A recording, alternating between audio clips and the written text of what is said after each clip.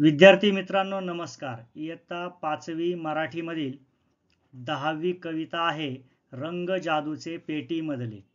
या कवितेचा स्वाध्याय आज आपण या व्हिडिओमध्ये सोडवणार आहोत. चला तर मग सुरू करूया. प्रश्न 1 आहे, एका वाक्यात उत्तरे लिहा. यामधील अ प्रश्न आहे, हिरवे राघू कोठे उडत आहेत? उत्तर पाहूया. हिरवे राघू निळ्या आभाळात उडत आहेत. प्रश्न आ आहे, निर्झर कोठून व कसे वाहतात? उत्तर आहे, निर्झर डोंगरातून खळखळ आवाज करीत निर्मळपणे वाहतात. प्रश्न ई आहे, चित्रातील भिंती कशा तयार होतात? उत्तर आहे, नेमक्या 4 रेषांमधून चित्रातील भिंती तयार होतात. प्रश्न ई आहे, पाऊल वाटेवरून कोण येते? याचं उत्तर आहे, पाऊल वाटेवरून सखे सोबती येतात. यानंतर प्रश्न 2 आहे, खालील प्रश्नांची उत्तरे लिहा. यातील अ प्रश्न आहे, इंद्रधनुष्यातील रंगांना जादूचे पेटीतील रंग असे का म्हटले आहे? याचं उत्तर पाहूया. इंद्रधनुष्यात 7 रंग असतात. पावसाच्या थेंबांमधून प्रकाश किरण जातो तेव्हा त्या पांढऱ्या रंगातून अनुक्रमे तांबडा, नारंगी, पिवळा, हिरवा, निळा, पारवा व जांभळा असे 7 रंग उमटतात. पांढऱ्या रंगात लपलेले हे 7 रंग असतात. म्हणजे ही जादू आहे. म्हणून इंद्रधनुष्यातील रंगांना जादूच्या पेटीतील रंग असे म्हटले आहे. प्रश्न आ आहे, कवितेत दिलेल्या प्रत्येक रंगाच्या 5-5 गोष्टींची नावे लिहा. इथे आपल्याला कवितेमध्ये जे रंग दिलेले आहेत ते रंग पहिल्यांदा घ्यावे लागतील आणि मग त्याच्या 5 गोष्टी कोणत्याही आपल्या कल्पनेनुसार आपण लिहू शकतो. पहिला रंग आहे पांढरा. तर पांढऱ्या रंगाच्या 5 वस्तू आपण घेऊया. आपण घेतलेल्या आहेत भिंत, रुमाल, कागद, गाय, मीठ. इथे तुम्ही आणखी वस्तू लिहू शकता. दुसरा रंग घेऊया निळा. आकाश, समुद्र, शाई, जाकीट आणि पाकिट. यानंतर रंग घेऊया हिरवा. याच्यामध्ये झाड, मिरची, पोपट, कैरी, भेंडी असे आपण 5 शब्द घेता येतील. चौथा आहे लाल. टोपी, साडी, टोमॅटो, पिशवी, चप्पल. काळ्या रंगाच्या वस्तू घेऊया. शाई, ढग, अंधार, इजार, शर्ट. 6वा रंग आपण घेतलेला आहे जांभळा. जांभळ्या रंगाच्या आपण 5 गोष्टी घेऊया. वेल, कपडा, शर्ट, वांगे, जांभूळ. त्यानंतर 7वा रंग आहे रुपेरी.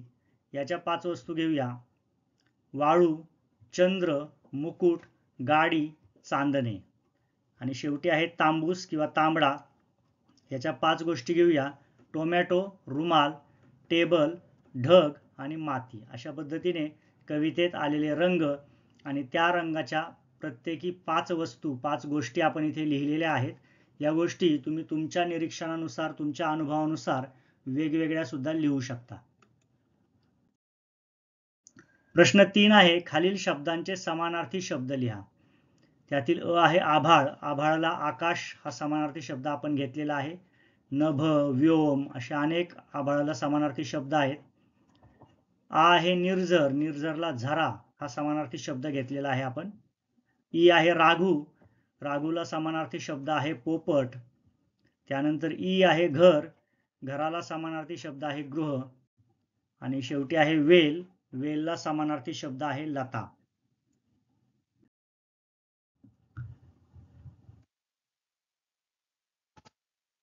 पुढे प्रश्न 4था आहे, तुम्हाला कोणत्या रंगाचे कपडे जास्त आवडतात? ते का आवडतात ते सांगा. उत्तर आहे, मला निळ्या रंगाचे कपडे जास्त आवडतात कारण निळा रंग आकाशासारखा असतो. तो रंग मला खूप आवडतो. इथे तुम्ही तुमच्या आवडीचा रंग लिहू शकता आणि त्यानुसार त्या रंगाचे कपडे तुम्हाला का आवडतात ते तुम्ही इथे लिहू शकता. यानंतर प्रश्न 5वा आहे, कवितेत सांगितल्याप्रमाणे चित्राप्रमाणे चित्र काढा. कवितेत सुचवल्याप्रमाणे रंगांचा वापर करून ते चित्र रंगवा. इथे आपल्याला प्रत्यक्ष चित्र काढायचं आहे, परंतु कवितेमध्ये जसं वर्णन आलेलं आहे त्या वर्णनानुसारच रंग घेऊन आपल्याला चित्र काढायला सांगितलेलं आहे. तर त्या वर्णनामध्ये आपण क्रमवार काही सूचना तयार करूया, म्हणजे आपल्याला कवितेतल्या सूचनेनुसार रंग देऊन घर काढता येईल. तर त्या सूचना आपण इथे लिहून काढलेल्या आहेत. या सूचनांचा पालन करून तुम्ही या प्रश्नाच्या उत्तरामध्ये चित्र काढायचं आहे. या सूचना लिहिल्या नाही तरी चालणार आहे, आपल्याला खरं तर चित्र काढायचं आहे, परंतु या कवितेत जे वर्णन केलं आहे त्यानुसार काढायचं असल्यामुळे आपण या सूचना घेतलेल्या आहेत. पाहूया. कवितेत सांगितल्याप्रमाणे आपण जादूच्या पेटीतील रंगातून चित्र काढूया. प्रथम आकाश काढा व आकाशाला निळा रंग द्या. पहिल्यांदा आपल्याला आकाश ठरवायचं आहे, कागदावर कोणत्या भागात असणार आहे, तिथे निळा रंग द्यायचा आहे. चंदेरी रंगांच्या छटा काढा. त्यानंतर निळ्या आकाशात हिरवे पोपट व इतर पक्षी उडताना दाखवा. पुढे अवतीभोवती डोंगर काढा आणि त्याला लालसर व काळसर रंगाने रंगवा. पुढे डोंगरातून जमिनीवर येणारा खळखळ वाहणारा झरा दाखवा. यानंतर आता नेटवर रेषा काढा, त्यावर नीटनेटक्या विटांच्या भिंती काढा, त्यावर लहान मोठे चौकोन काढून खिडक्या दरवाजे काढा. थोडक्यात घराचे चित्र तयार होईल. नंतर विटांच्या काढलेल्या भिंतीवर लाल लाल कौलांचे छप्पर काढा. नंतर वाऱ्यावर डुलणारी जांभळ्या फुलांची गारवेल काढा आणि पुढे घरापुढे हिरवी लुसलुशीत हिरवळ पसरा, त्यावर लाल मातकट पायवाट काढा. अशा पद्धतीने कवितेमध्ये ज्याप्रमाणे वर्णन आलेलं आहे त्या वर्णनानुसार आपण या सूचना तयार केलेल्या आहेत आणि याला अनुसरूनच आपण हे चित्र रंगवायचं आहे. पुन्हा एकदा सांगतो, इथे या सूचना न लिहिता उत्तरामध्ये आपल्याला प्रत्यक्ष चित्र काढायचं आहे. फक्त ते चित्र काढत असताना या सूचनांनुसार आपल्याला चित्र काढायचं आहे. प्रश्न 6वा आहे, तुमच्या स्वतःच्या घराचे चित्र काढा, घराचे वर्णन करणारी कविता करा. इथे आपण एका घराचं चित्र डाउनलोड करून लावलेलं आहे, परंतु इथे तुम्ही स्वतः तुमच्या घराचं चित्र काढायचं आहे. हे चित्र फक्त नमुना म्हणून दिलेलं आहे.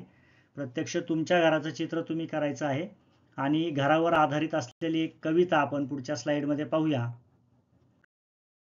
ती कविता आहे, घर असावे घरासारखे नकोत नुसत्या भिंती, तिथे असावा प्रेम जिव्हाळा नकोत नुसती नाती, त्या शब्दांना अर्थ असावा नकोत नुसती वाणी, घरट्यातून पिलू उडावे दिव्य घेऊनी शक्ती, आकांक्षांचे पंख असावे उंबरठ्यावर भक्ती. अशा पद्धतीने ही एक कविता आहे, परंतु ही एक नमुना म्हणून आपण दिलेली कविता आहे. तुम्ही तुमचे शब्द जुळवून आपल्या घरावर एक कविता करायची आहे. या ठिकाणी आपला संपूर्ण स्वाध्याय पूर्ण होत आहे. स्वाध्यायातील सर्व प्रश्नांची उत्तरे आपण पाहिलेली आहेत. त्यांचा व्यवस्थित अभ्यास करा आणि या स्वाध्यायाचं आपल्या वहीमध्ये सुंदर हस्ताक्षरात लेखन करा. धन्यवाद.